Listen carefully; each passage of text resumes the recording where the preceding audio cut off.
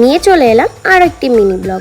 তো চলো স্টার্ট করা যাক। সকালবেলা ঘুম থেকে উঠে ব্রাশ করতে করতে ছাদে এলাম, এসে দেখি এখনও মেঘলা আকাশ, আর ভোরবেলার দিকে আজকে বৃষ্টি ছিল না, তারপরেও মেঘ হয়ে আছে। তো ফ্রেশ হয়ে আমি রান্নাঘরে চলে এসেছি আর মর্নিং ড্রিঙ্ক বানিয়ে নিয়েছি।